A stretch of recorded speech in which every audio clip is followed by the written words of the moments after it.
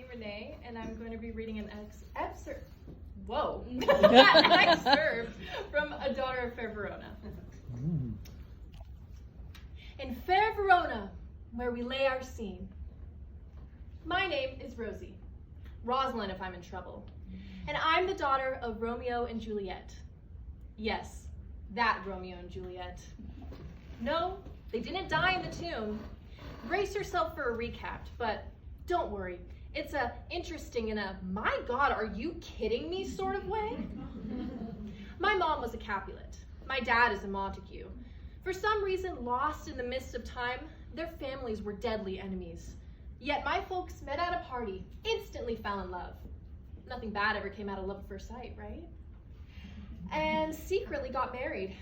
That very afternoon, Dad killed Mom's cousin in a sword fight. Then Mom hated Dad for about 5 really loud, lamenting moments.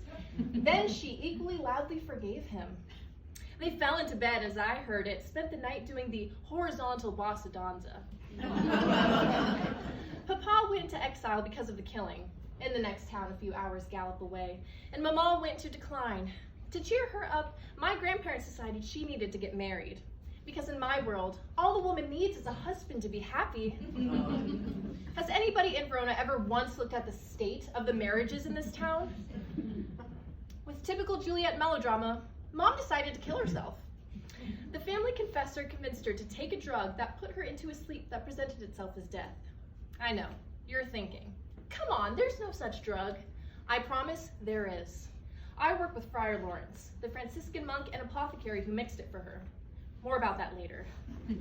Mom took the sleeping draught, fell into a death-like state, had a terrific funeral with all of the weeping and wailing her family is capable of. And let me tell you, that is some impressive weeping and wailing. And was placed in the Capulet family tomb. She was 13 years old, and to all accounts, a great-looking corpse. While in exile, Dad got the news his new wife had suddenly and inexplicably taken a long dirt nap. Being of equally dramatic stock, he obtained real poison, raced back to fair Verona, broke into the tomb, killed Mom's fiance. My father's an impressive swordsman, which is a good thing considering how many people he can insult in a day. Flung himself on Mom's body and took the real poison because his life wasn't worth living without her. He was all of 16 years old, and in my observations, 16-year-old boys are idiots. Or worse. But again, what do I know? So, Dad is draped all over Mom's supposed corpse, to all appearances dead, and she wakes up and sees him. Can you imagine the theatrical potential here? I can't. Unless there's someone watching, there's no use in getting all worked up. But I stray from the story, which I've heard countless times in my life in breathless breakfast table recountings. Mom grabbed Dad's knife out of the sheath and stabbed herself. There was a lot of blood and she fainted, but essentially she stabbed that gold pendant necklace her family buried her with. The knife skidded sideways and she slashed her own chest. She still has a scar, which when I'm rolling my eyes, she insists on showing me. What with all that blood, she fainted.